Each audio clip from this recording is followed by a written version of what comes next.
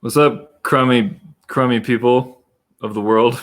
Hey, Crumbs. Hey, Crumbs. We're back after a week off. Sorry about any confusion. There was some promotion of this happening last week, and then I forgot that I was supposed to be out of town because time is just a concept right now, and I don't even know what month it is half the time. So you went out into nature, right? I went into nature. I did 3 national parks, did Voyagers in Minnesota, Theodore Roosevelt in North Dakota, and the Badlands in South Dakota. And it was interesting because as I moved from park to park, like they were more and more popular. And so by the time I got to the Badlands, I was just kind of like, it was supposed to be relaxing, but I was like in a fit of rage because I was just completely surrounded by people. Very, very few masks. My favorite donuts in the world are made at Wall Drug, which is right outside the Badlands. And I went in to get some, and it was just like body to body packed, nobody wearing masks. And so I did grab some and ran out, and now I'm self-quarantining pretty much specifically because of that one donut journey. So that's where I'm at. How have you been, Rye? Oh, angry, you know? Yeah. What are you angry about? There's just so much. One, like I would like to work again, and it just seems like we live in this. But everybody's so stupid. Right. I think the biggest thing I'm mad about. Well, the biggest thing I'm mad about so much. But today, kind of this affects what we talk about. Got up this morning, fixed myself a cup of coffee, started reading the news, and just read that like Steve Mnuchin and the GOP think that their PUA money is and their unemployment bump of $600 a week is like incentivizing people to not go back to work. It's insane. They want to pull it away, and I just lost my mind because these people are pure fucking evil and stupid, and they don't give a shit about you, or I mean you as in everybody. Or me specifically. Yeah, but it's just like mine. You know, the thing that's incentivizing people not to go to work is the pandemic, right? Like that's maybe the reason. And he did a like, woe is me thing. You know, I've been getting calls from shop owners and it's hard to get people back, or bar owners who can't get people back. It's not because they're getting paid to live. The $600 is helping them survive. Right. Also, not going to work is helping them survive. Right. And for what we do, you know, I can't go back to work, you dipshit. You know, like I can't, and my whole industry can't. You don't think we all want to? Yeah. He said that taxpayers shouldn't be paying for people to sit at home. Like people are sitting at home just like, you know, this is I'm having a great time. We all want to work, you asshole. Yeah. And 2 things. Number one, I saw that there are 212 or 222, I forget, 1,000 people in California on unemployment who are specifically in the entertainment industry. So people who literally 22,000, who literally cannot go back to work. And the retort to that seems to be, there's jobs out there if you want to work. If you want to work, you can go get a job. And it's like, dude, all right, people structured their lives in a certain way. If you bought a house and you have a certain mortgage that you have to pay, going and being a minimum wage grocery store bagger is not going to pay your mortgage anyway. You know, I understand the benefit of being on unemployment if that's the way it is. You know, if the jobs available are going to pay a fraction of what you were getting paid anyway. And second of all, if you're making more money on unemployment than you were at your job, you were not getting paid a living wage at your job. Exactly. You just weren't. Like if you're riding, if the $600 a week is riding, you know, some like gravy train, like, man, you need to get paid more for whatever you do. There's no job that should pay less than a living wage. So, well, yeah. And it's, you know, one of the things that they talk about is like restaurant employees or bar employees not going back. And there's one thing that's like, well, you know what? those people don't get paid. Most of their money comes from tips. Right. You know, like it's just all so mind numbing. But the GOP I don't understand how evil they, like, every time I think like they can't get more evil, they get more like comic book villain evil. I mean, Steve Mnuchin literally took pictures with his like gloved wife holding up money at the treasury at the mint. You remember that? Yeah. Like, he is a comic book villain. And this stuff, and then the whole party is like that. And you want to sit there and go, the easiest win right now, and I don't really want them to win anything, but it seems like it would be pretty easy to be like, oh, there's a pandemic. Maybe we should help people who are trying to survive instead of villainize them as lazy people just sitting at home. Right. It's in favor. mind-numbing. Yeah. And the other thing is, like, I've heard of people getting their jobs offered back to them at less than what they were getting paid before because of, like you were saying, like, there's less business. And so, like, who knows what those shopkeepers are saying to their employees? Like, I can't get my employees to come back to work for half what I was paying them before. It's like, yeah, of course they're making more money on unemployment. I don't know. When the job is riskier. Oh, and yeah, let's not forget, let's all get mad at people who are collecting unemployment and not the fact that the PPP that a lot of these businesses were supposed to get went to like the Lakers and Kanye West and all these people who didn't need it. Why villainize them?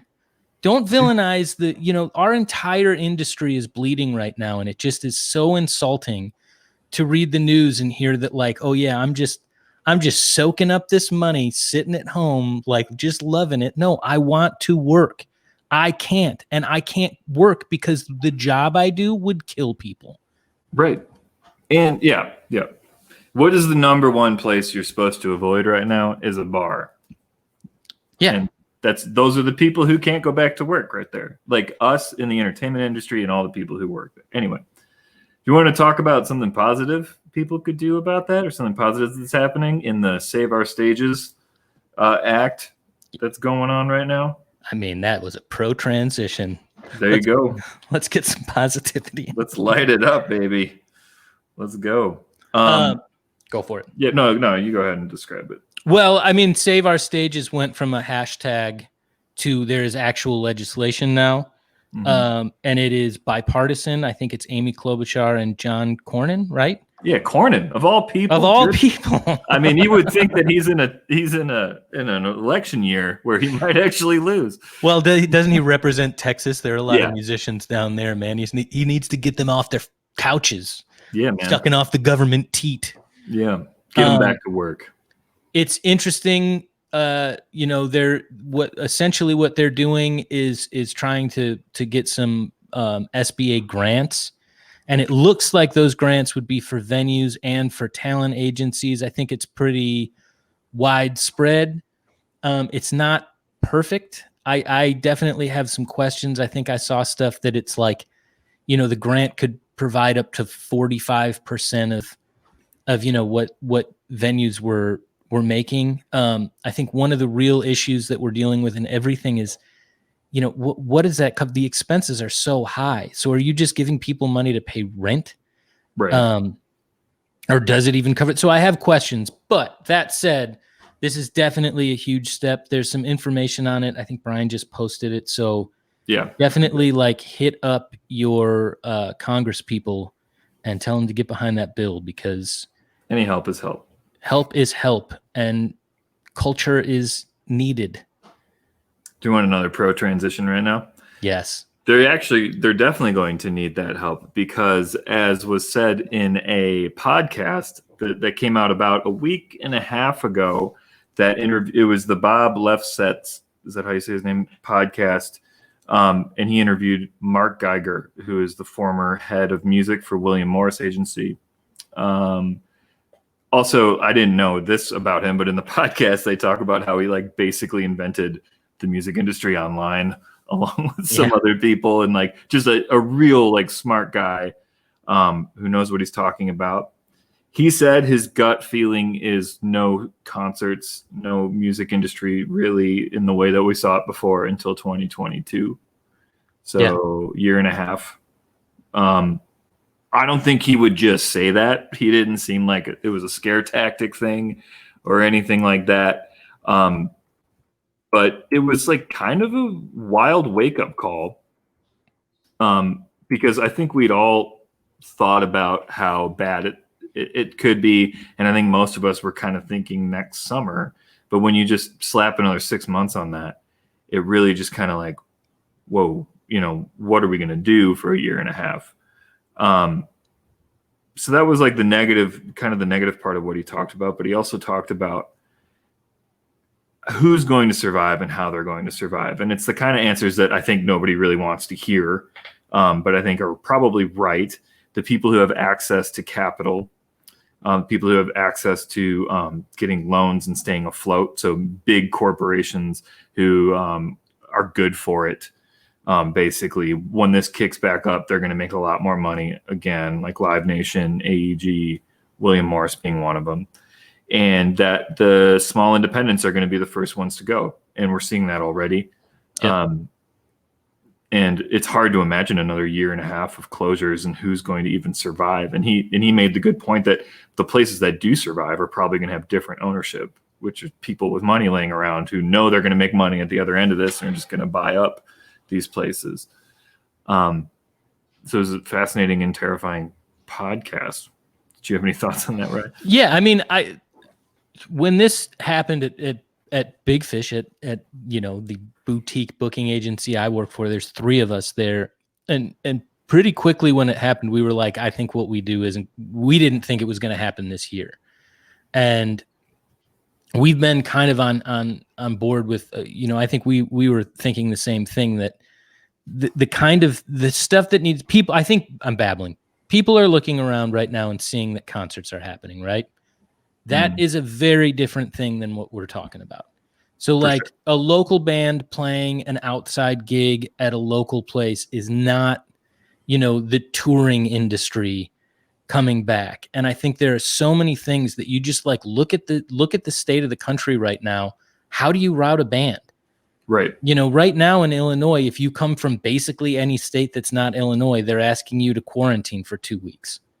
Right. So how do you tour? And when is that going to stop? And the way the numbers are going, it's only getting worse.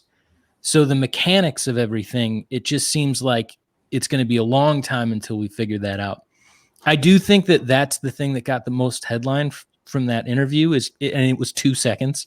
He was just like, I think he was like off the cuff. He's like, oh my God, it's 2020. There's like an hour and a half of other stuff that guy says that's wild. Like it's really worth listening to. Yeah, I put the link in the comments there if anybody wants to listen, or you should listen, really. Yeah, I enjoyed it. But it does, some of this stuff makes me think. One of the things that he talked about in there that kind of ties up everything that we were talking about is that 2019 had broken a lot of ticket sale numbers for like record numbers. It was a record year for the music business. And he said that 2020 was looking like it was going to be even better. And I think we, from the agency side where we were looking at, we saw that it looked really good. Mm-hmm.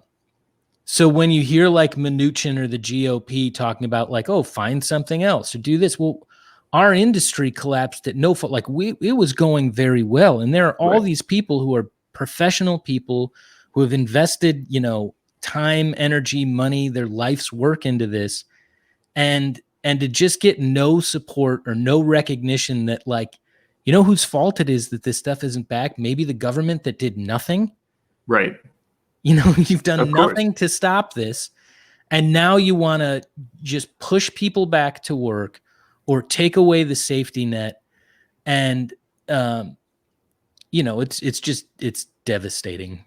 Yeah, and I think you touched on earlier an important point that people don't understand is when you do see shows starting to happen again, like you said, it's the economy of it. The scale of it is not going to come back. I think what Geiger is likely talking about with 2021, he's talking about certainly like arena type shows, but bigger theater shows or even 500 cap touring bands that 500 might sound like a lot, but it's really not that many people in the music business. It's not that much money going around in the music business. But if you're planning a tour, I think what people don't understand is like there are investments into that. So the venues have to invest marketing money, and the band has to buy airplane tickets, which may not be refundable, or rent a van and put a deposit down, book hotel rooms, all of this stuff. It takes man hours. It takes people to work. You got to pay those people to work, and you have to put deposits down.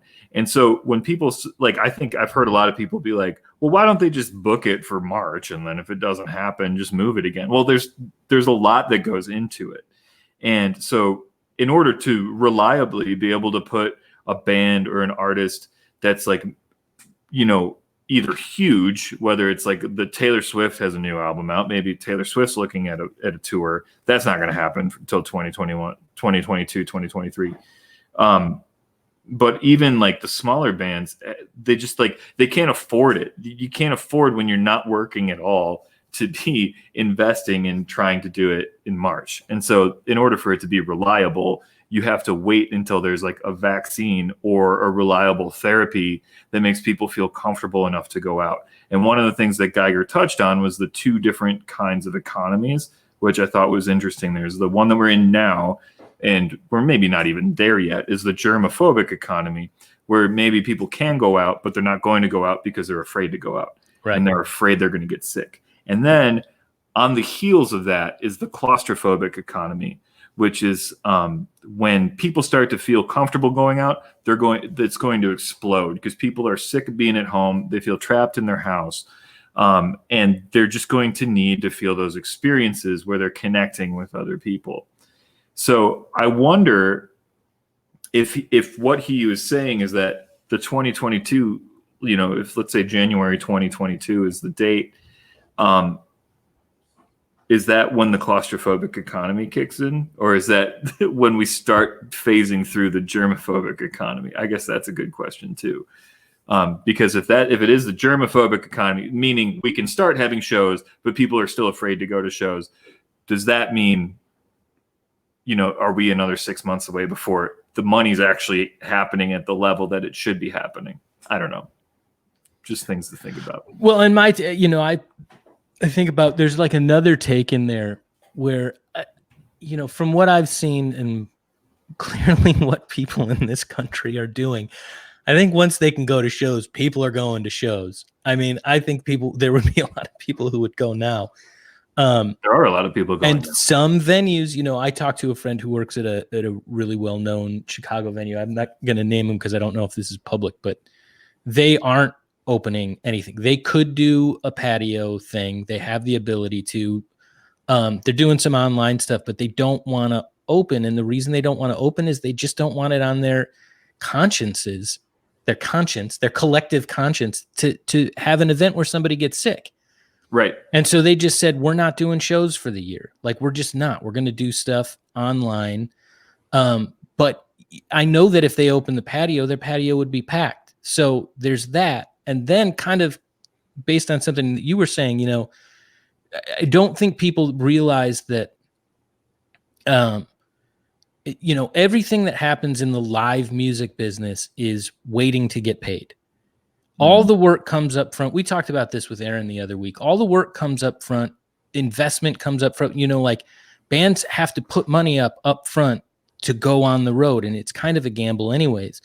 What happens with that when you pull out, they've already been wiped out by losing a year of touring. You're going to pull their unemployment too. And it's like, well, is anybody going to be able to tour again? How are you going to be able to gamble? Right. When you have no money in the first place? Some tours are most tours are a losing game. Right. And I think, we can get on to cheerier stuff, but I think there's this real frustrating thing that's happening online about what America is, what Americanism is. And there are people on the right who consistently think that when you criticize this country, it's like anti-America. There's a lot of anti-American sentiment to have right now because you love this. I don't like seeing what's happening. Right. And everything else aside, because we talk about music on this podcast, the biggest culturally, American music is such a big part of American heritage. Jazz, blues, rock and roll. Like it's such, it's such an American export and an American identity. And you go deeper into the arts. Everybody was watching Hamilton the other week. All of those people are out of work right now. And to, on the one hand, be touting this stuff or like using music as part of your identity, but then doing absolutely nothing to save it is crazy to me. And then, I don't know. It's like, it's a bootstraps thing. Yeah, I understand what you're saying. And it is frustrating to see people just be like, well, why don't you just leave? It's like, okay, we'll leave. And then what, you're going to have just Kid Rock making music for you? Actually, I'd probably be fine with that. But it's crazy. Yeah, I know what you're saying. If you look at the top musicians, the top artists in the world at any given time, there's a very good chance that most of them are American. And if they aren't American, that they live in America now, because this is the entertainment center of the world in a lot of ways. Not all entertainment and not every form of entertainment, but everybody in the world knows what Hollywood is. Everybody in the world knows what Nashville or New York for plays is. It is one of our biggest exports. Well, not that this is going to be any cheerier when we bring our guest on today. Our guest today is a dear friend of ours, a songwriter in the band The Lonelyhearts with Andre Perry, who is the second guest on this show, and also his solo project, Nadalands. He's also an excellent critical thinker about the world and a man with a history of exploring the apocalyptic. Please welcome John Lindenbaum. Hi, John. Hi. I want to start things off on a positive note here. Okay. The Crumbs theme song is the best song of 2020. Hands down. Hey, thanks, John.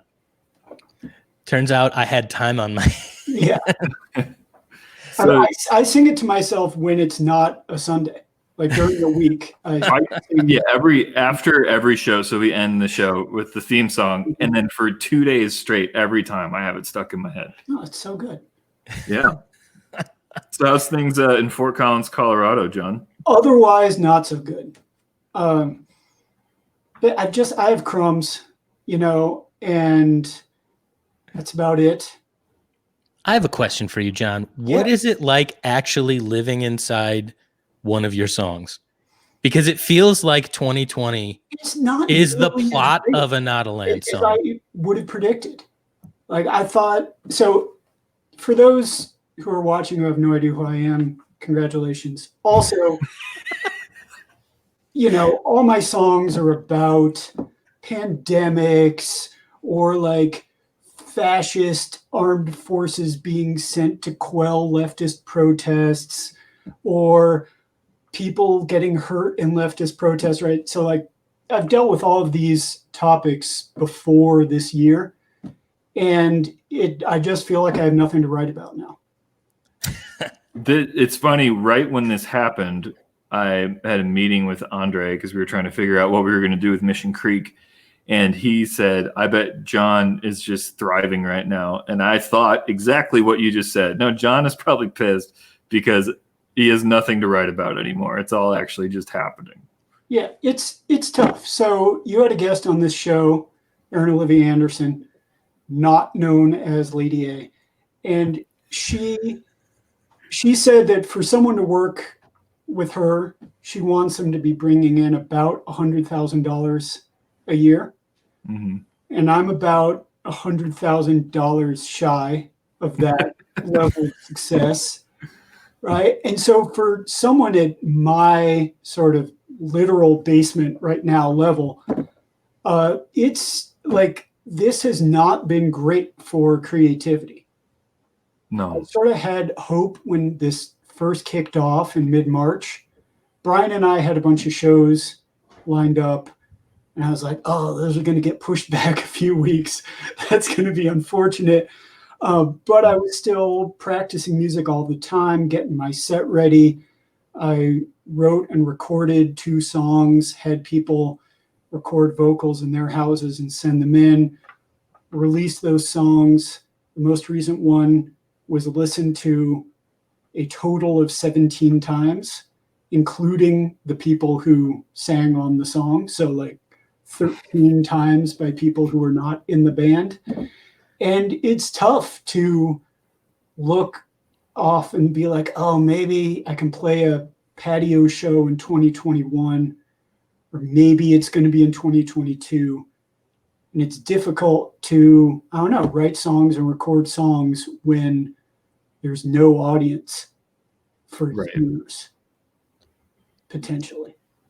The creative aspect of that too is weird, because when this happened, I mean, along with the Crumbs song, I was kind of, it's kind of weird to look back at the beginning of this pandemic fondly. And I don't look back at it fondly as a moment in time, but just comparatively, I was like, oh, I was so innocent then. Like I was baking bread and thinking that I was going to make music. Like, let's make the best of this. We're locked inside. Yeah. And as time went on, that got like, not only did it get scarier in the world, but the reality of that situation was like, oh man, the input that I'm getting isn't really conducive to like wanting to write. And I have this pile of songs and I'm trying to get a record done and I have all these ideas. And every time I sit down to write words, I'm just like, I don't know what the fuck to write about. Because the world is so crazy and nothing rhymes with Mnuchin. I challenge John. John's going to have something soon. But that brings up kind of like an interesting point from Geiger's podcast. 6 feet away from me, you could say he was scooching. John 24/7 with his puppies just pooching. They are. But in the Geiger interview, he said his number one piece of advice to a young artist trying to make it, or any artist trying to make it, maybe we're not so young anymore, is to just be creating content, as much content as possible. Like write a ton of songs and a ton of stuff. So when this comes out, and if somebody likes what you do, you can say, cool, I have like these 50 songs or whatever, which is usually John's strong suit, is content creation. But it's an interesting piece of advice in a time when there is nothing, like you think about it, like people aren't having relationships really. They're not going out and meeting people. They're not, there's not like those quirky stories in the news anymore that kind of like trip your interest. It's all like dude pulls gun at Walmart because he's told to wear a face mask. It's all like stuff like that, which are not, unless you're John Lindenbaum, are not good songs to write, I think. They're really difficult songs to write and make good songs. Yeah, so I don't know. So John, you haven't been writing much. When I was in I don't know how to bake bread, but my proverbial bread baking phase in mid-March, I was like, oh, this is, unfortunate for live shows, but maybe people are going to be listening more to recorded content or watching these live streams. Ryan and Jen did a live stream like very early on in this process. Brian did 1 or 2 as well. I was like, oh, maybe there's still going to be the consumption of content, even if it's not a live, Cheap Trick opening for Red Hot Chili Peppers festival show. Sure. And I think now people are just, well, at least I am realizing that it's going to be a minute before we can get out there and find anyone who's interested in our music. Right. Anyone new. Yeah. So live shows, small, tiny live shows are so key for the like little folks who need to find more audience members for their songs. Like, Taylor Swift I don't hate on her. I appreciate her new direction with her new album. She's going to be all right. You know, like she can release an album without touring behind it, and many millions of people, including me, are going to listen to it, right? Whereas, you know, smaller artists are struggling, and small venues are struggling. Just a nightclub in town just closed here in Fort Collins. Which one? Hodie's Half Note. It's gonna, I guess, be a comedy club in the future. Three Kings in Denver closed. No way. I didn't know that.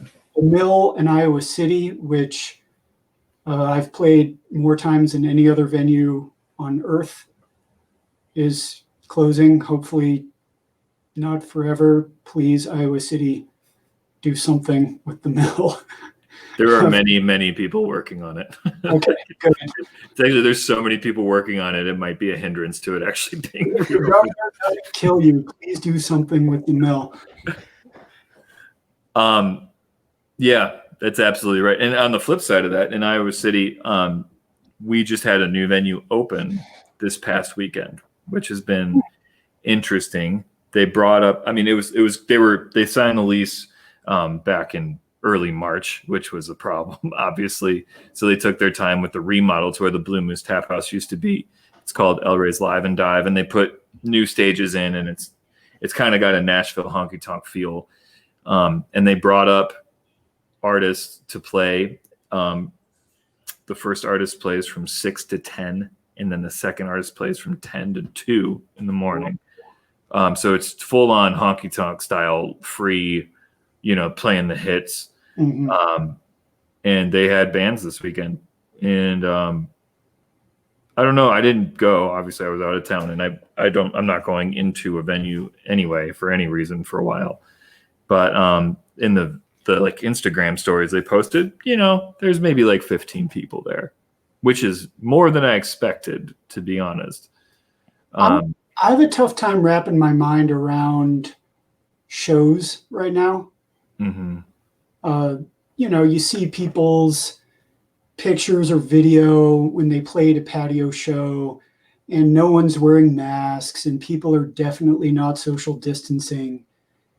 And it's difficult to get enthusiastic about that. Right. I think, because people are going to die. Sure. And I don't know how much people's music, you know, playing that free show on a patio, I don't know if that's worth a life. I like it when people die in my songs, but I don't want them to die like because of listening to them. Right. Sometimes I'm like, oh, I don't want anyone to die. Sometimes I want everyone to die. Right. Sure. Like, you know, I leave my house for half an hour a day to run the dog just in the neighborhood. No one's wearing masks. No one's social distancing. And I'm like, maybe all these white people could die and that'd be all right. But then I'm like, oh no, I really would feel bad if they did. And it's a difficult. I had a similar in Wall, South Dakota. There was like, I saw a couple of these while I was out in the Dakotas and northern Minnesota. There was like a pop-up Trump shop with like all these probably unsanctioned, you know, Trump pieces of gear. And it was like I was getting gas at the slowest gas pump in the world, and I was just staring across the street at this thing, and it was packed with people, nobody wearing masks. You just see the Rona sort of drifting above the crowd. Yeah, I had like the instinct to like cough in that direction and hope maybe the wind will take it, and maybe I have just enough virus in me. There's a pop-up store that sells Confederate flags, Lady Antebellum shirts, and Redskins jerseys. Yeah. My favorite Onion article I've seen in a while, or maybe it was Hard Times. Lady Antebellum changes their name to the Washington Redskins. That's good. Say what you will about cancel culture, but that name was offensive 40 years ago. Right?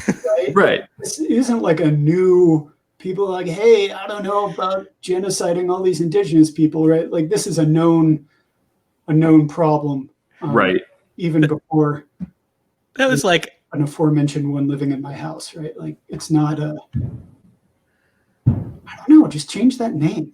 Right.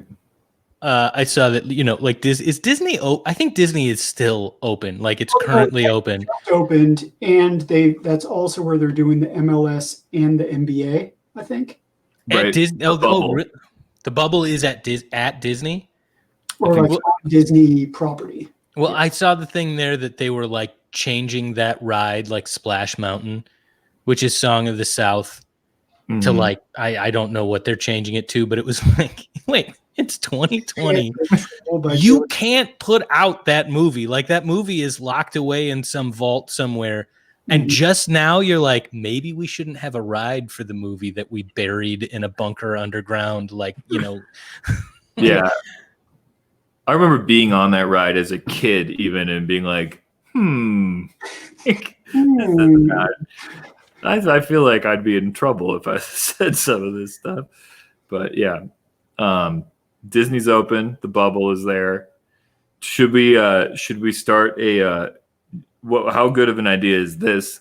A bubble for musicians where there's like high quality people working, and you do high quality live streams from the bubble, and we can all hang out and play music together.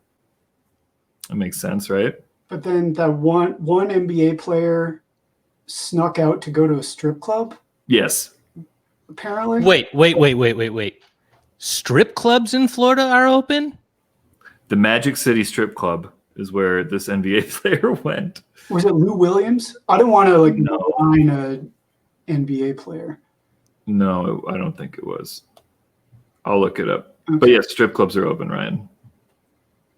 Holy shit. Yeah, so they don't need Steve Mnuchin's unemployment check. They're good. Everyone else, though, yeah, it's looking bad for the industry. I see a lot more venues closing than I see the prospect of venues opening. I think it's, I was like, oh, maybe backyard shows would be okay, but that's not sufficient. And you certainly can't tour a nationally known jazz trio through people's backyards.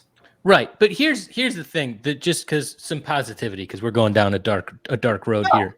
One thing that I do think about the three of us, and like on the other side of it, and I don't want to do this now. I think the three of us are kind of on the same page, and that like I'm not really entirely comfortable playing right now.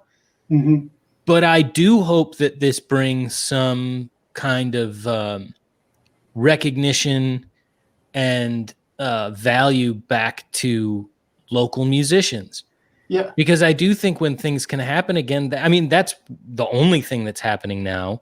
But when things happen again, I mean, I think there's a lot of value in like, oh, we all live in towns that have really vibrant local music scenes that have all dealt with feeling undervalued. Yeah. And I mean, living in Chicago and saying that there's a local music scene that's undervalued sounds crazy, but it's true. Like it's very true. I mean, we talked a lot about how, back in the day, it was easy to get in some of these rooms, smaller cap rooms on a weekend as a headlining local band. And in the past few years, it's like it's harder and harder to do unless you're supporting somebody for next to nothing. And it does seem like this can kind of bring something back to that, as long as those places, those smaller places stay alive, because I think the three of us, I mean, that's my favorite, getting in a van with the three of you and going to small places and playing outside. That's like my favorite thing in music to do. All right. June 2021, the three of us, my backyard, any viewer is welcome. Just bring that complete hazmat suit that is suitable for concerts. You remember when we were at your place last time? We went one afternoon. I think this was with you guys. We went one afternoon to like, what did we go see? Like Deadpool 2. Deadpool 2, yeah. And we went to the nice movie theater, and some guy, it's like us and another guy, and he walks in, sits in front of us, and he's like, Hey, y'all, if I start snoring, just wake me up. You know, I come in here to take naps. I get my lunch break and take a nap. Yeah, I come in here on the lunch break, you know, come see a movie, take a nap. So if I start snoring, just tap me on the shoulder. I miss those things. I miss that so much. No. Well, I was like, I was with Haley, my wife, on this national parks trip, and we brought as much food as we could, and any food that we didn't eat that we brought with as much food as we could eat, and then the few meals that we didn't eat out of the stuff we brought, we got to go. So obviously we didn't go in anywhere, but so much of traveling and so much of that is going into restaurants and going into like that local bar. Like Ryan, you and I used to stop at that place in Palmyra, Missouri, which is like halfway between Iowa City and Nashville, and just like have a beer. And it's just like, it's so much even if you could tour right now, I don't know how much fun it would be. I don't know. Terrible. I mean, particularly if when you're on tour, you drink a lot of Diet Mountain Dew, and then you have to go to the bathroom a lot. Where do you go to the bathroom if you're touring? Considering that John and I get sick every time we're on the road, we would both think we're dying the whole tour. We got it. Yeah.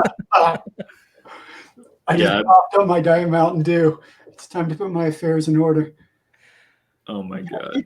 It's going to be rough. I don't exactly know how. I mean, okay, let's say you're Sammy Hagar, right? Okay, wait, let me get in that.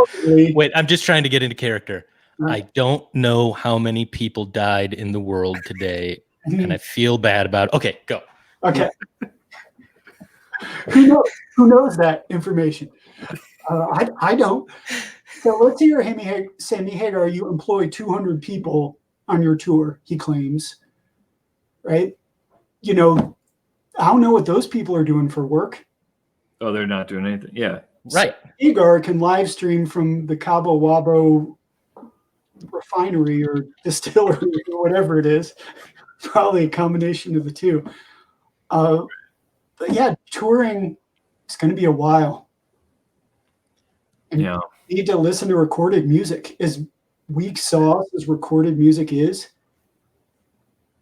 What have you been listening to? Not Wiley, because apparently he's a Nazi. Very disappointing.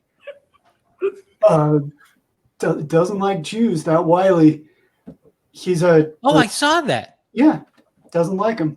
Or doesn't like us, I should say. Him and Nick Cannon, right? Yeah, really? Nick Cannon's was more like Jews control the media, I think, or the banks. One of those like anti-Semitic. Oh, like old school anti-Semitism. Yeah. Like Henry Ford era. All right. Classic. Throwback. Yeah, back when you could call a band Lady Antebellum and it was totally fine. So I've not been listening to Wiley. Stormzy won that battle. Good job, Stormzy. It's not new, but the Phoebe Bridgers album Punisher is great. Agreed. Okay, here's a question. Yeah. She accused Ryan Adams, right? Was that Phoebe Bridgers? She was one of them, I think. She was one of the many people who said facts about Ryan Adams. Okay. Does this record have anything to do? Like he wrote Prisoner, she wrote Punisher. It's a reference to the Marvel. Apparently not. It's not a reference to the wronged former sniper. It's a reference to someone who comes up to you at a show and won't stop talking to you when you're a musician. But she's saying that person. So no references to Ryan Adams. There is one song about her potentially deadbeat father, I guess. But it's great. And also, in addition to being quite the creep, Ryan Adams was making terrible music for 16 years. And no one really? I don't know. Cold Roses, name a good Ryan Adams song. Oh, I think there's see, I don't know. That like Heartbreaker was a big one for me when it came out. Totally. That's Well, like Heartbreaker was That whole record. no, that's before. Oh, you're saying after? Yeah. Yeah. I kind of liked his last record. I did too. Oh, I did too. it was But- better than the one before. The self-titled. Oh yeah, that one was terrible. Oh, that, Terrible. yeah. There were a lot of Sammy Hagar would have been embarrassed to release that. there were a lot of bad records in there, but there was Anyway, I'm glad he's done. Yeah. oh yeah. I feel like his homies in the industry should have maybe taken a stand earlier on about him being problematic. I think people tried, but it was all like under The Strokes book about the Strokes. That's what I was thinking about. Yeah. Like the Strokes being like Ryan Adams almost single-handedly destroyed our band. and no one believed him, and it turns out like maybe that had a point. I saw a thing go up the other day. Maybe it was our friend Dan Padley who put it up. And I have to apologize because I didn't read the whole thing because I got the sentiment, which was talking about like the dangers of the old trope sex, drugs, and rock and roll. And you know, changing that. And I definitely think like Ryan Adams is the awful, awful, nerdy version of that where he thought he was cool. Mm-hmm. Right. He was was, so desperate to seem cool too. That's what I mean. Yeah. yeah. But Anyway, it's hard because like I think dude, I don't recommend him. The Phoebe Bridgers album is terrific. Speaking of punishers, as she defines it, there's a great Johnny Fritz, one of my favorite songwriters, YouTube video of him pretending to be a drunk dude at the merch table after a show. Have you guys seen that? I'm gonna post it in the comments. I just want to drop that in there. It's fucking great. So other things I'm listening to that are good, Gaika, who is a London producer, vocalist, just released an album called Seguridad, which is a reference to a previous album of his called Security, but it's completely different songs. And he did it with a group of electronic music producers on the NAFI label out of Mexico City. So it's like two things that I really liked separately, and they did an album together across the continents. that's cool. And so That's awesome. I'm just excited that happened. That's it. I mean, maybe all other music is bad. I'm not sure. What do you got good that's good this week? Man, I'm like I keep going back in time. Yeah. I keep like listening to new. I don't know why. I mean, I have friends putting out some stuff that I like, but I just keep finding my instincts. I don't know. Maybe it's comfort. Like, and I've It's talked comfort about this. food for me. Yeah. It's comfort food. Like I think every. Oh, dude, by the way, my music stance today totally makes me sound like a lame old dad. But like, I'm actually feeling old dad. So you got me. I go down every couple of years. I'll go down like a rabbit hole with one of the old pillars of like that built my taste in music, and it's been a while. Like when Dylan started putting out new music, and I was like, oh my god, good Bob Dylan music. I went down a really deep rabbit hole, and then just read a bio about him that my friend Pat recommended called Down the Highway, which was excellent. But so I've been having like this, you know, there's so much Dylan and so many eras of Dylan. Mm-hmm. And it's weird that you can be such a fan of somebody and be like, I've never listened to like half of their records. Like there's this whole period that I was just like, that I'm just like, I'm not listening to this stuff. So I just kind of chronologically have gone through like the Dylan studio albums, and it was awesome. Especially like having some of the context for some of the stuff was really cool. I mean, you know, it's weird, those albums like Blonde on Blonde was such a huge record for me when I was young. And it's always in like the art. It's just one of those records that's like in my head, but I don't know when the last time I really like listened to it was. And it's just like, man, listen to Visions of Joanna. And it's like, well, shit, I could write, somebody could write a book about the lyrics to that song. Mm-hmm. And that's the kind of stuff I'm trying to find stuff that makes me want to write again. So I that's been like my deep dive. And then I'll just like blindly pick records out of the stacks. That fails a lot.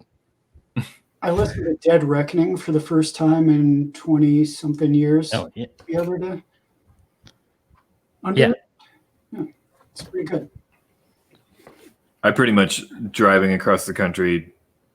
Haley and I just listened to Petty pretty much the entire time. It was like an amazing release, like the comfort food thing of just like open road rock and roll that I know every word to, and I'm very intimately familiar with. Mm-hmm. But I don't know. I don't know if a lot of stuff that's come out other than the Taylor Swift record in the past couple weeks. I kind of unplugged for a couple weeks there. The Jayhawks have a new album. How is it? Sounded like Jayhawks. I've listened to it once. Well, that's a Crumbs music review right there. How was the Jayhawks record? It sounded like the Jayhawks. What else? I'm looking at my Spotify to see what I've been listening to on there. Yeah, it's like all old comfort music. Oh, you know what's awesome? The PJ Harvey demos that came out for Dry. That's awesome. I don't know. It's or like just picking people out that you haven't listened to in a long time. But I don't know. I'm not like, I can't. It seems like all the music news I see is like, oh, Taylor Swift released a record and it says folk in the name. And then there's bands that I love that put out records. Like Jen just said, did you like Quickies by Magnetic Fields? I hate, that's one of my favorite bands, and I hated it. I didn't even listen to it. None of the songs are about scones. It just didn't move you. They're all like, the concept for the record is all just like these short bits of songs, and they're all acoustic, and it just seems like it's not an album. And then the way they released it too is on all of these 45s. So it's like, not only are there a huge amount of short songs there, if you want to listen to it on vinyl, you have to sit there and flip 45s the whole time. And then it's like 30 seconds about like, oh, Kraftwerk played a song, and then it's done. I think the song about birds that are synonymous with chests, I thought was clever for 2 listens. But yeah, it's not a masterwork in the magnetic field. So then I go backwards, and then it's just like, well, I'll listen to 69 love songs. Oh, that's all right. Which is a joy. Yeah. It's okay to listen to old stuff. For sure. But wait, is Taylor Swift, did she put out a folk record? Or does it just say folk in the name? It's called Folklore. It is produced by Aaron Dessner of The National. The National? And it sounds like a Lana Del Rey album. Right on. Okay.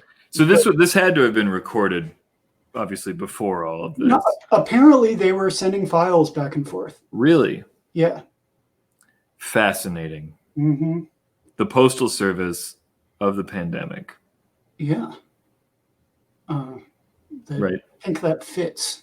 That fits from a lot of directions. So while I want to shift gears a little bit here, because I always wanted to talk to you about this, John. Now that it is a pandemic, and now that all your songs are coming true, and the world is collapsing, what was driving you to write about that before it happened? Like, I could see writing about it now, like writing based off of what's happening in the world, but you were so ahead of this curve. How did you do it? I mean, okay, so one of the billions of shows I've watched since I don't leave my basement is there's a TV version of 12 Monkeys. Mm. And what? 4 seasons of a sci-fi channel show based on the movie 12 Monkeys. And it's like pretty okay. But they like accurately predict all of this in that show, right? This whole pandemic thing, I don't think is a surprise to many. Right. And I think speculative fiction has been dealing with these sorts of questions for a long time. And I've always been drawn to those sorts of ideas. And particularly, I mean, this is going to sound ridiculous to anyone who knows my oeuvre, but I've always tried to look for the positive sort of moments in a pandemic or a war or an oppressive military regime. And so I've always sort of been drawn to that idea of like, okay, this is clearly an objectively awful situation, but what is a glimmer of hope or a glimmer of positivity? Now I don't know what to write about. Did you feel like you were writing about things that would happen, or did it feel like pure science, like fiction to you? Yeah, I thought they would all happen. I mean, some things like, I don't know, time travel, we're still a ways away. Yeah. But other things certainly I thought would happen. I didn't think this rapidly, and I didn't think all at the same time. Right. Like, I didn't think we'd have other countries not letting us in and federal troops sent to like put people in unmarked vans in Portland and a pandemic all simultaneously. Right. The pace of it has sort of surprised me. Don't forget climate change. Oh, yeah. I mean, we knew that was happening Yeah. since the 90s. But yeah, that's also happening faster than a lot of people predicted. No kidding, man. Right. So do you think, like, so you write a lot as, like, most of your songs are written like in character. Yeah. But do you think a lot of you, like, it's, do you come across in those too, or are you very much like, do you think about like the character that you're writing? Does it just happen? Like, do you have an idea for a song and start going, or does it kind of like happen gradually? It happens gradually. It used to happen more quickly. I think since I have been in a lot of projects and released a lot of EPs and albums and songs, now I try to not put out a million songs, right? Like if a song isn't going to be better than songs I've already written, I'm not going to foist it on the world to like put up with another, like, I'm sad, nobody likes me. I mean, they don't, right? Nobody likes me. It's okay. They've heard that song before. You know, like, oh, white tears. So I think I try to have it be from the perspective of the character, but to a certain extent, I think they're all me. Right. Some facet of me. And do you kind of have like plots in your head before you start going? Like, do you have it kind of figured out, or is it, you know, oh, I kind of want to explore a topic and then see where it takes you? It depends. So when the Lonelyhearts have an album of songs written and not released, but our previous album was a sort of concept album that followed a narrative, and we wrote the plot before we recorded the album, right? We like knew what was going to happen in each song before, and it involved bats and diseases and vigilante police violence, like shockingly. Radioactive bats. Who could have seen this coming? And I'm just going to interject that my next song is going to be like a song about somebody who sings like their horrible thoughts into reality. there is a Nadalands song about a woman who has dreams about a coming pandemic. called Night Terrors. So yeah, you can write the sequel or maybe her love interest, because the character in my song, it doesn't work out with her in the end. So the song I'm writing now, after wrote 2 songs, then sort of fell into a nobody cares anymore funk. Now I'm working on a song, and I actually stole lyrics from another song I was writing for a 4th project of mine called The Distances with my friend Owen. And I sort of had some lyrics, and then I just stole them, and they're going to be in a Nadalands song. And for those, I know the idea, but I don't exactly know everything that's going to happen. And I sort of know the perspective of the character, and I know the first part of the first line, and I know the entire 4-minute outro. But there's still some plot details that probably are going to wait until I actually have a melody for the song. So, 2024. So clear answer for you. Like, how do you come up with these concepts for songs? Like, for example, the 49th Parallel. That's one of my favorite songs of yours, about the Canadian border.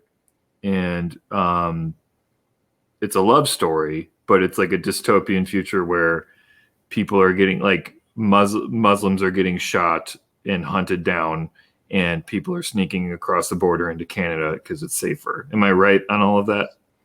So, like, where did you, like, were you just sitting around one day and you're like, if they keep, villainizing Muslims like they're doing now, this could happen? Like, how, or did you read it in a book or something like it in a book? Or, like, how does that work for you? I'm in a group of songwriters, really prolific. We all get our songs done right away. No one ever disappears for 6 months on end. We're really, like, well-oiled, functioning project. And the assignment for that particular month for this group of songwriters, it was right after Leonard Cohen had died. And so the idea was write a song inspired by Leonard Cohen, who is, I believe, Canadian by birth, but was in New York when he sort of became well known as a songwriter rather than a poet. And so the whole Canada-US thing was definitely in my mind because of him. And then Margaret Atwood, also Canadian by birth, I believe. And so you combine Margaret Atwood and Leonard Cohen, and you get that song. Yeah, I think everybody would come to that conclusion. Yeah. So 2 things. John is talking about the International Songwriting Machine, which is one of my favorite things that we've ever done, which is just a group of friends, and we send prompts and we write songs. And I think we've all had a lot of those songs come out on albums, but it fluctuates. We've been really prolific, and then it falls apart, and then we'll do it again. But for songwriters out there, it's an awesome thing to do. If you have a group, get together, kind of one person a week makes a prompt, and do the. But it's really awesome. It's really inspiring. That's one of my favorite things to do. The other thing is, you just talked about that Leonard Cohen Canada thing. I watched a documentary last night, which I would really recommend, called Leonard and Marianne, about, like, his relationship with his muse. And it's awesome. If you're looking for something to watch, that's awesome. And I did not know that Leonard Cohen loved LSD, loved it all the time when he was breaking, did a whole tour where his whole band was just eating LSD on stage, and he'd invite the crowd up and just kind of lay on them. And it's so weird because he's such, like, a suave, dapper guy, and it's like, oh, you're a wild man. Yeah, I guess if you want to have your manager steal all of your money while you're in a Buddhist monastery, that might be the right drug. That's the way to get that done. Yeah, listen, quick Leonard Cohen note. Speaking of people that the British rapper Wiley would not like very much. Not just me. There's others out there. in the Hulu Wu-Tang series, Wu-Tang, an American saga or an American story, which is sort of a family drama about RZA's upbringing, there's an entire Leonard Cohen song. Not Weird. not rapping, just a song by Leonard Cohen in That's wild. an episode about the Wu-Tang Clan. It's great. The whole. Oh, okay. Wait, Leonard Cohen wrote it for the show? Is that what you're saying? Oh, It's an old song. okay. I was gonna say. You think they just needed to fill some time? No, it really works because it follows a pigeon, and the pigeon's like in the Stapleton projects and then the Killer Hill projects, and then it sort of like goes over New York City. It's pretty like groundbreaking. So, Was it Bird on a Wire? no. Different bird song. Stranger. Yeah. Not about a bird, but about a stranger. Do you ever, getting back to what we were talking about, Yeah. so do you ever like, are there any like Nadalands songs out there that are strictly autobiographical? Or, yeah, most of your stuff is. My life is so dull. Even before I didn't leave the basement, I didn't leave the basement. I mean, I really don't talk to people who are not in my immediate family or my dogs. I don't do anything. Previous projects of mine did have more autobiographical content.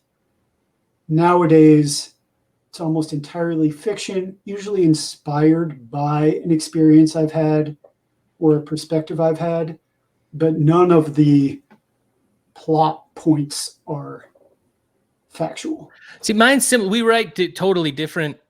So I'll kind of, but like I'm really similar where I just have this batch of songs together, and it's like, man, my instinct is never to just go like, here's a thing that happened to me, and I know that I'll be in there, or like there'll be an experience, but it's fiction a lot of the times, and I'm always curious as to like why I do that. Brian, you do both. You do like I mean, you have some fiction, but then you have songs that are like straight up, this is literally what I have the happened. opposite instinct that you do. My instinct is like, if it didn't happen to me, like I'm not going to do a good job writing it, is kind of how I feel about it. And then like the fiction stuff that I do write starts as songs that are actually about me, and then it turns into something else. Right.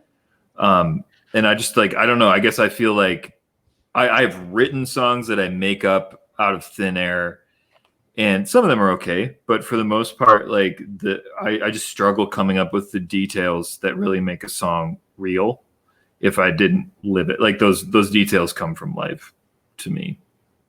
And I guess I also have trouble taking those real life details and then turning them into a fictional song, which is maybe, it sounds like more like what you guys do, where you live something and something triggers the idea for a story. Well, I consider the three of us in Taylor Swift to be the four best songwriters not named Phoebe Bridgers alive right now. And,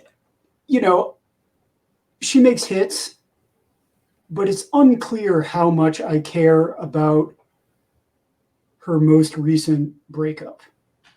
Which is like all her songs, right? Or a lot of her songs. Like that's what people get really excited about it. Love interest Previously. or a like fight she had with some other celebrity. And those sort of personal details don't resonate with me. Obviously, there are many millions, if not billions, of people who do feel drawn to those personal details from her life.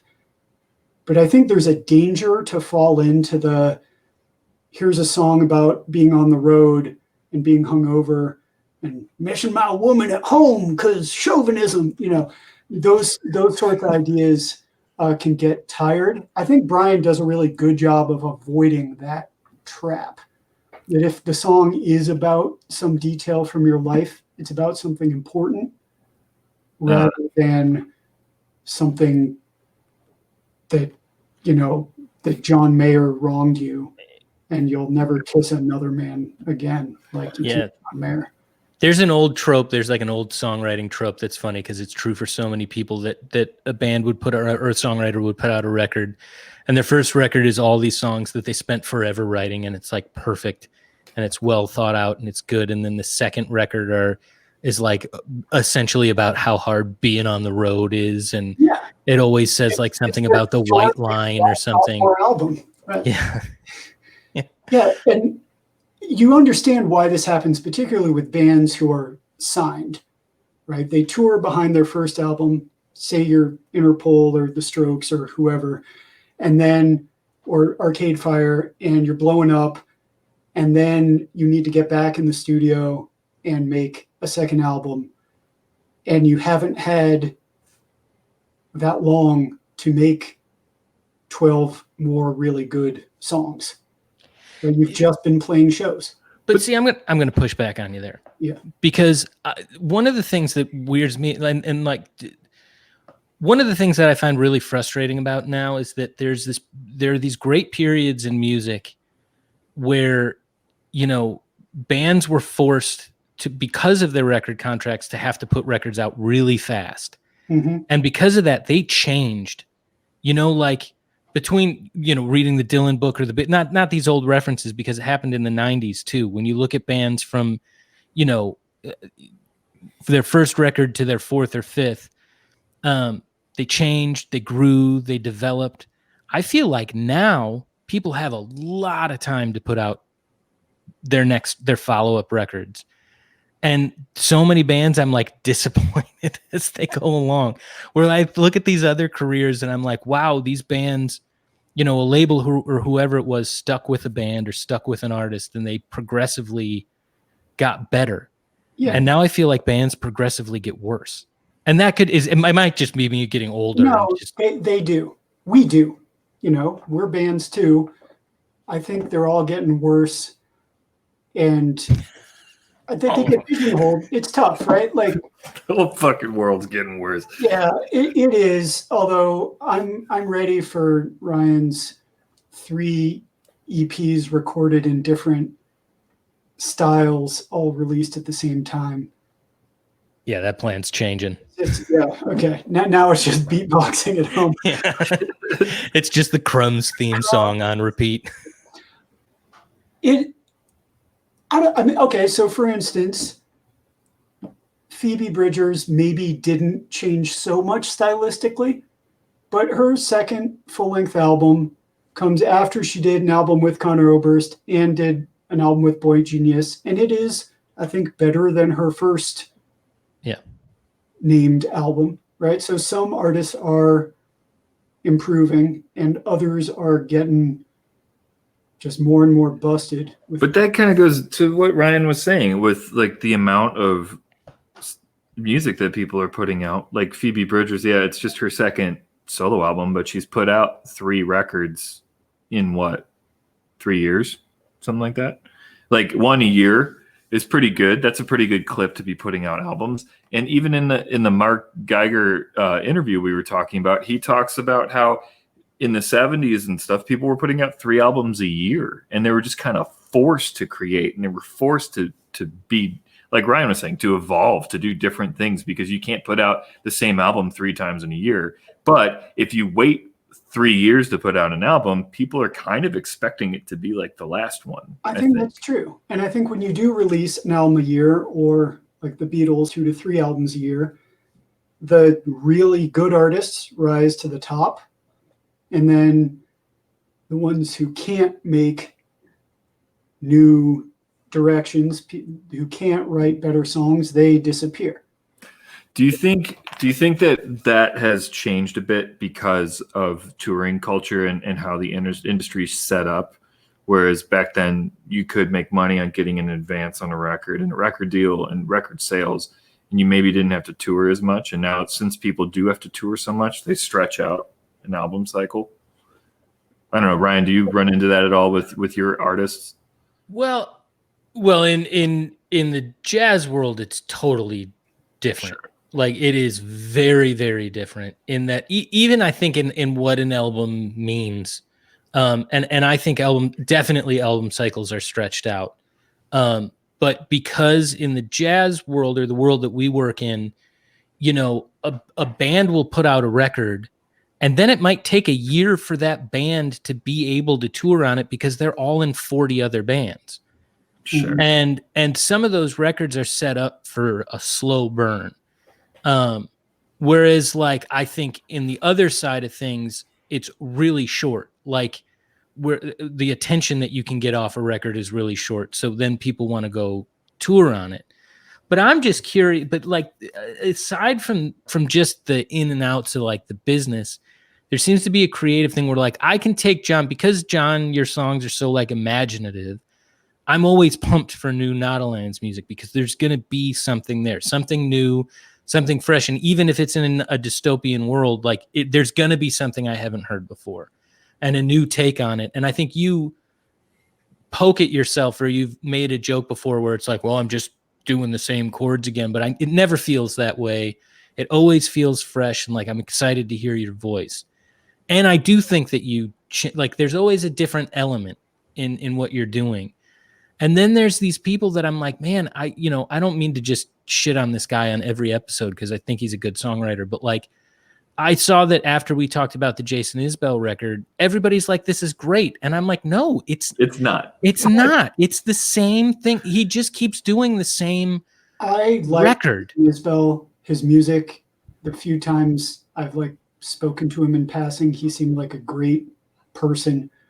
It just wasn't his best album. You know, like I think everyone should get a dud or two.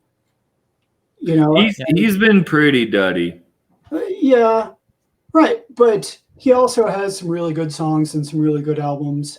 Totally. I think the fact that it's bad compared to his masterworks, the fact that it's bad might have something to do with him being the, you know, Americana rock hero and being a like boring sober dad, which I can tell you is not the most creativity inspiring life path, right? And he's, you know, yeah, Jason Isbell is not making his best music right now, but there are a lot of other artists who are, I would think, and I think it's a shame that we're not hearing them, right? That we're not hearing the really good, creative, inventive voices because there are these sort of established. Yeah, and that is specifically a problem in that Americana world, in that Americana songwriter world, where there's not a gatekeeper, there's not a good place where people are reviewing things critically and boosting the stuff that is like legitimately good that they found, as opposed to the stuff that's being pushed across their desk by a publicist. And there's this vibe in Americana music where like everything's great. You know, every record that comes out is great. You don't hear people saying that Americana records are bad publicly. Like you just don't hear it. And it doesn't seem to matter. You know, if you had a good album in the past, your album is going to get pushed as a great album, seemingly no matter what. Right. And that's something that sticks in my craw. I tell you what. I think that's true in indie music too. Right? Sure. It's always the album after the really good album. Oh yeah, totally. All the press and it gets better rated and everything. It's terrible. Yeah. Right? But everyone's decided like, okay, Modest Mouse put out 4 great albums. This next one we're going to push. And so even if it is terrible, that's all right because the train is already rolling down the track. Well, and it's like you were saying before. I mean, and I think we all struggle with this. It's such a weird time. I mean, we live in a time that is, you know, in the 80s, in the Reagan administration, there was so much music that just commented on it. Even if it wasn't directly like naming Reagan, it was commenting on what was happening. I mean, the music scene in the UK against Margaret Thatcher was just like, it was all over the place. And I keep trying to find stuff that's doing a great, and it's out there, but it's hard to find the stuff that's really commenting on what's going on right now. Listen to Clean Kill by Koriki. It is Ian Mackay of Fugazi's latest project. Oh, awesome. Yeah, so Sweet. speaking of not liking Reagan in the 80s, some people are still doing it. He still doesn't like I don't Reagan. like Reagan. But then but I was like, you know, you have the most perfectly dystopian music that the world needs right now. And we all struggle to just like, you know, get it heard and get it out there. And instead are listening to a guy that's on his 5th record about how he doesn't drink and is getting press for that, which is like, you know, and I'm not comparing me. I don't mean to compare the things, but it's just, it's weird to live in this climate that's just, there's so much out there. And then the same people just get all the same attention for the same thing that they've been doing for a decade. And, you know, music used to change fast, you know, and even not that long ago, you know, like between 2000 and 2005, things changed a lot. Like there were a lot of different things that happened. And it seems like the last decade was just this stagnant thing that like, okay, apparently we like these bands and these are going to be the bands for this decade. I And think American guitar-based music, I think that's true. I think there are other realms in which there has been a lot of evolution. that's very true. Yeah. Which is why I sort of only listen to British rappers. In that world, you sort of have to evolve, right? You can't just say the same things over and over. There are many American artists also that I think are pushing into new ideas, new forms, new styles of songwriting. Are you about to tell us you're voting for Kanye for president? I'm not, but I've always rooted for Kanye. He's from Illinois. I'm from Indiana. Our parents were both English professors. We both had major jaw surgery.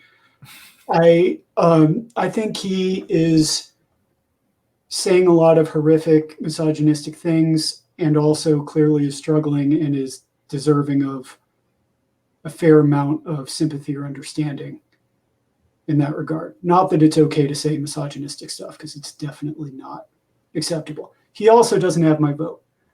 I'm also beginning to think that Trump might have lost my vote. I haven't sent in my fraudulent mail-in ballot yet, but I have some doubts about this president. Maybe just the first 5 ballots you send in will be for Trump, and then you'll switch. And then the 6th one will be I'll be voting green as usual. Yeah, I don't know. I'm not voting for Kanye. Kanye is someone who has released some very bad music lately. Yeah, I think we were all together when we heard Yay. Yeah. Christian album, maybe even worse. He just released, the sad part about all of this recent Kanye news, the song he just put out with Travis Scott, not that bad. Like, Of course not. It's an okay song. And so I was sort of like, oh, he's getting it together. We'll see. We'll see how it plays out. But he is at least trying to push music in a direction. He's currently pushing it in a rather toilet forward direction, but he's at least trying to change it up. And I think for white dudes with guitars, there's just not a lot of pressure to change. I mean, that's what I love about the jazz world is there's so much crazy, diverse, insane stuff happening, and it's kind of ever evolving. But yeah, you're right. Like the dude guitar thing, it gets stuck in this like There's pressure to not change. yeah, Not only absolutely. is there not pressure, there's pressure to keep it. Like if you get talking to some bluegrass people, it gets insane, you know, where if you don't have a specific chord structure in a specific key, they don't consider it a bluegrass song. Like it's crazy. Right. Yeah. I'm not bitter. When I started singing, indie singer-songwriter, folky stuff over grime beats, I did not anticipate a lot of commercial success. And things have played out pretty much how I would have guessed. But you do what market for, I'm lonesome and I can't wait to get back to my, my good woman who pours me a drink after tour sort of trope, right? There's always going to be people who want to hear that. Ironically, my one song that is pretty explicitly about that is by far the most popular song on Spotify that I have. Why listen to Brian's good songs when you can listen to that? Yeah, listen to my bad songs. But I think there's something to be said for, setting out to do something and to have a unique voice and succeeding in it, and being able to do and say what you want to say, and knowing that it might not connect with everybody, but then when you spot the people that it does connect with, I was at the show when, what was the band? Fox. We were at Mission Creek.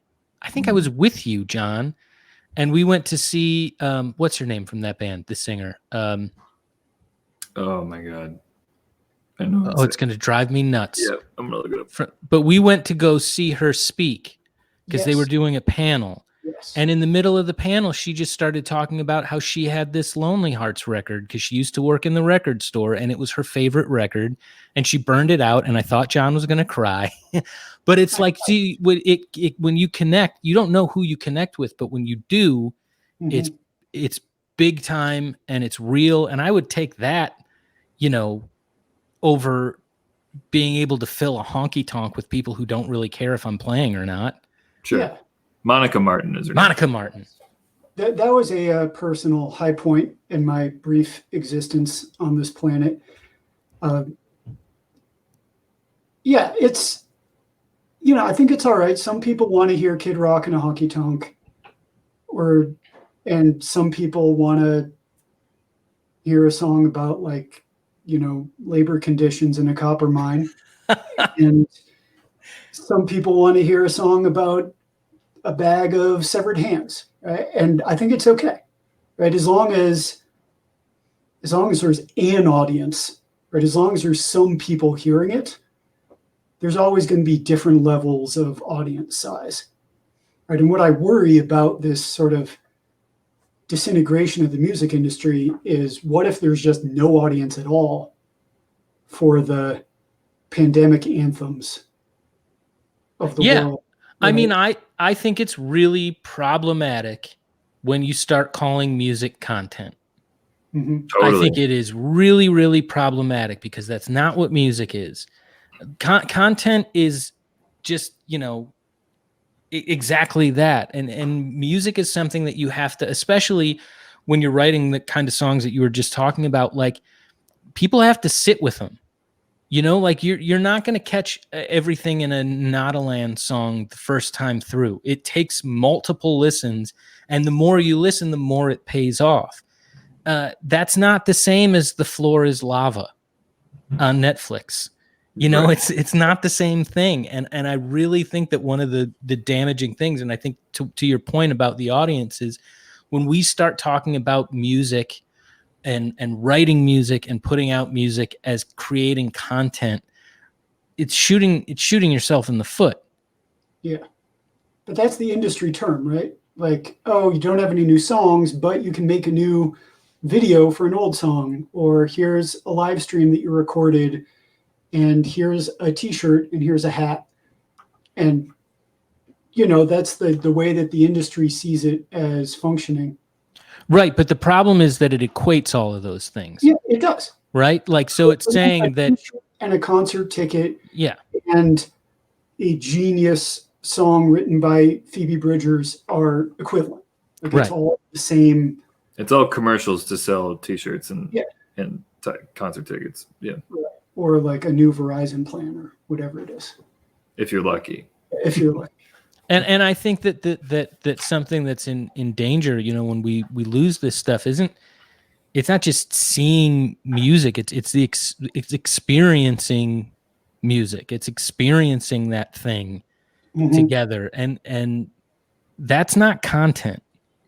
Right. It's an experience. And so I understand why these people are doing some shows that maybe give me a slight heebie-jeebies, because even if people are being safe at that particular show, it's certainly encouraging all of these Coloradans to be going to parties and then spreading COVID around and then giving it to teachers, and then teachers give it to their kids and their parents, right? But I understand why people are so desperate for that experience, because, just watching Floor is Lava, which I've never actually seen, I assume it isn't like fulfilling, right? It's not like poetry of the soul, or like Real Housewives of Orange County.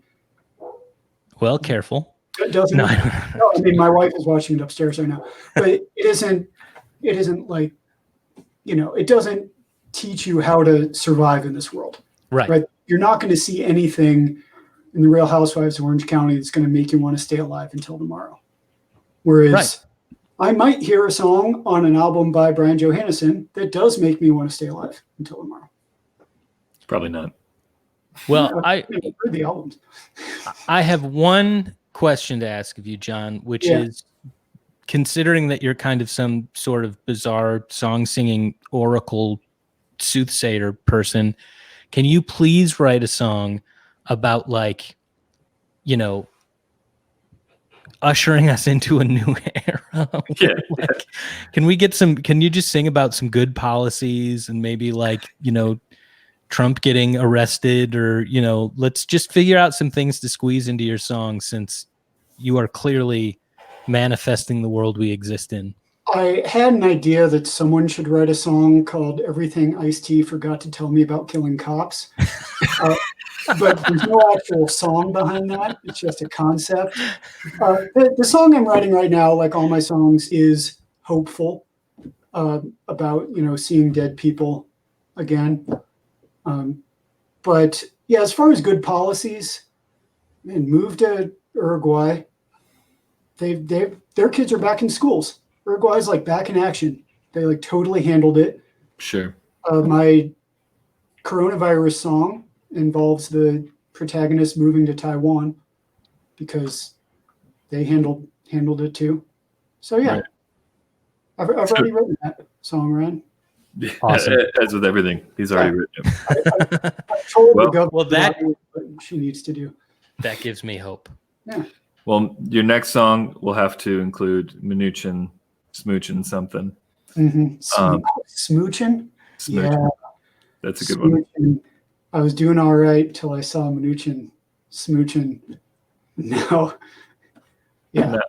God, everybody's losing. All these cartoon villains, man. Right. Like, I mean, like actual villains. Yeah. And they just say like horrible things, like just to get like evil points or something. It's weird. It's a weird moment in politics. It's a weird moment in discourse. I think we'll have a brighter day coming up. Well, I hope so.